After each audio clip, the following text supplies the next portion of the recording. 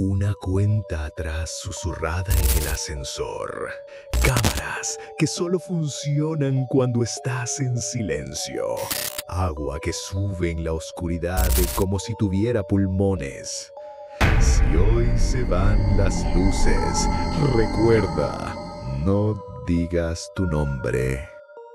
En una madrugada de lluvia, la ciudad se vino abajo en una oscuridad espesa y reveló pequeñas reglas de lo oscuro, trucos que solo aparecen cuando nadie está mirando.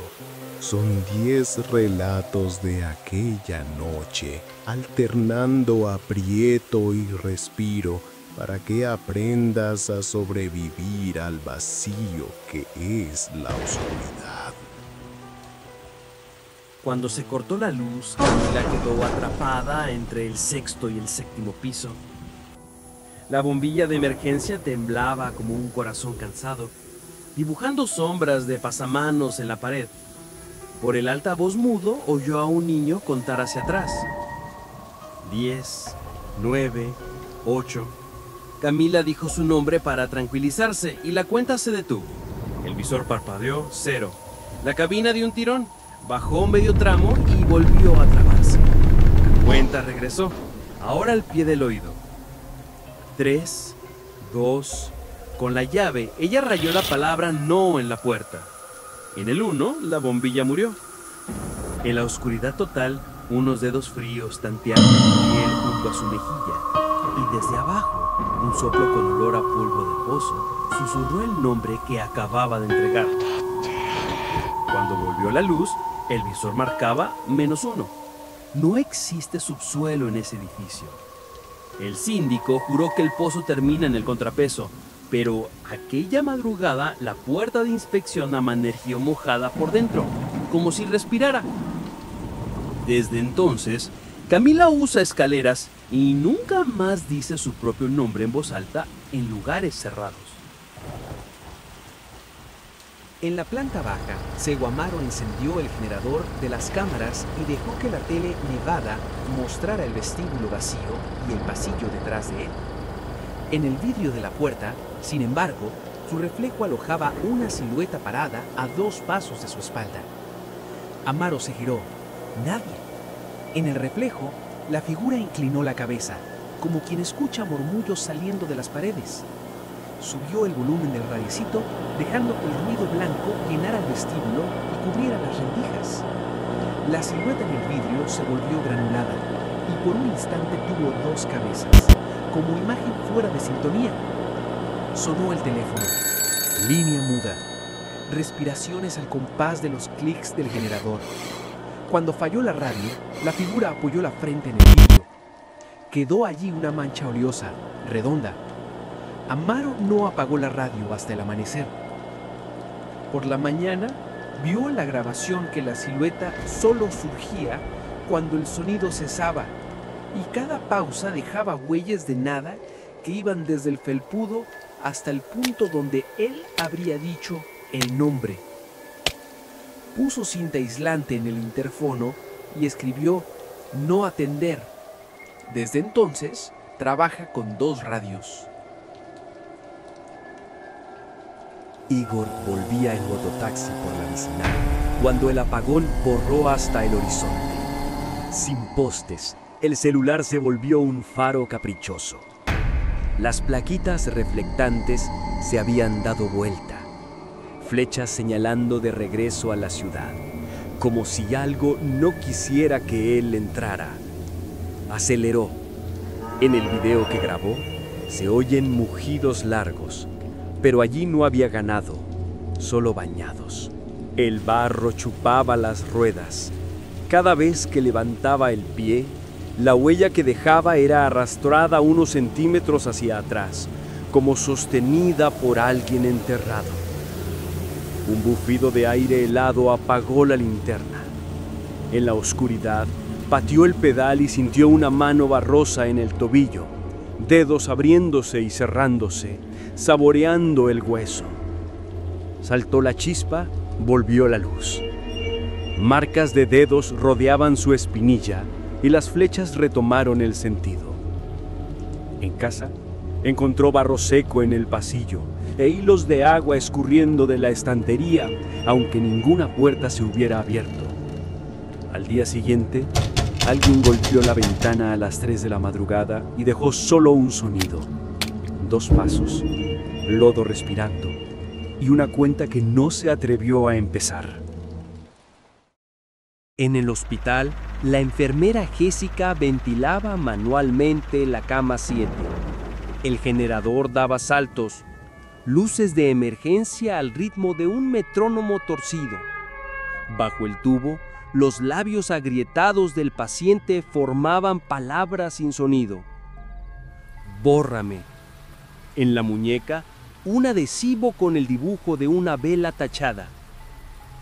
Cuando cayó el generador, el pasillo se volvió caverna. Jessica encendió una vela de rezo detrás de los monitores para no deslumbrar al enfermo. La llama titubeó y aparecieron sombras de camas extra como camillas que nunca existieron. Una sombra levantó el brazo y señaló la salida. Ella empujó la cama, guiada por una llama que no hacía viento. En la planilla, más tarde, había 2 altas registradas en ese minuto, pero solo un paciente cruzó la puerta. La vela, guardada en el bolsillo, amaneció empapada de agua y la sábana de la cama 7 apareció doblada por la mitad como si alguien se hubiera levantado sin peso. En el puesto, el reloj se trabó en 3:03 y nadie se atrevió a repetir el número. Don Nivaldo, radioaficionado, conectó la vieja base a una batería de coche. En todas las frecuencias, el mismo murmullo. Una oración al revés, como si la ciudad rezara hacia atrás para esquivar alguna escucha. Dijo el nombre de su esposa fallecida, bajito, y la estática se abrió en 2, dando paso a una voz de 1984. Su risa, una tos, el cabeza dura que solo él conocía. Vuelve, pidió, olvidando los protocolos. La respuesta llegó con sonido de cubiertos en el plato y lluvia en teja de amianto. Al final de la banda, algo repitió el pedido de la enfermera: bórrame.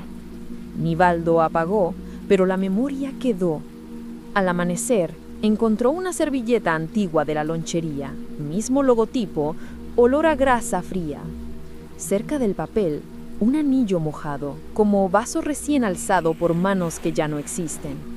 Guardó la servilleta en la billetera y juró no decir más nombres por radio. La voz de ella vuelve como eco de ollas y Nivaldo finge que es un vecino para no llamarla por su nombre. En la planta de tratamiento, César oyó que el agua subía apurada. El panel parpadeó, murió y el silencio se volvió pesado, como dentro de un tanque tapado. Del pozo de succión vino sonido de pasos en escalera metálica, subiendo desde abajo, como si el hierro aprendiera a hacer peldaño. Recordó el viejo entrenamiento. Llamar luz caliente. Fósforos, encendedor, nada mantenía la llama. El aire parecía mojado. En el armario de emergencia, una bengala. Cuando la encendió, el resplandor rojo barrió el piso y las pisadas se aplanaron como aceite huyendo de una sartén. Líneas de sal alrededor de los desagües, truco de los empleados antiguos, de repente cobraron sentido. César reforzó los círculos y el ruido retrocedió hacia el pozo. En la sirena muda, algo dio 2 toques. La luz volvió a las 4:12. En la puerta metálica, impreso en agua antes de evaporarse, leyó: sin nombre, sin boca, sin sangre. Cuando la bengala se apagó, quedó rojo fantasma en las uñas y un olor a sal quemada que no salió ni con jabón. En el autobús nocturno, 40 pasajeros compartieron la oscuridad como quien comparte un secreto. El conductor paró en medio de la avenida, intermitentes fallando. En el panel, el reloj se trabó en 0303. Una señora empezó a rezar. Un adolescente repiqueteó el encendedor rítmico, un Keep Alive contra el silencio. Por la ventana, los edificios se volvieron bloques. Sus reflejos en el vidrio tenían luz en ventanas que no existían. Un niño dijo presente a cada nombre, pero no había lista alguna. Cuando los intermitentes pararon, todo el autobús dio un suspiro como un solo pulmón. Las puertas se abrieron sin orden y un viento sin calle entró y olió a cada pasajero. Solo entonces volvió el motor. En el torniquete quedaron trabadas 3 pulseras de hospital húmedas que nadie reconoció. Nadie lo contó después, pero 3 asientos quedaron mojados hasta el final de la madrugada, como si alguien invisible hubiera bajado tarde. En el cementerio municipal, Marta hacía la ronda con linterna débil mientras la llovizna pegaba de lado. El apagón se tragaba la capilla y los ángeles de piedra se volvían manchas. Del osario vino sonido de páginas mojadas hojeándose solas.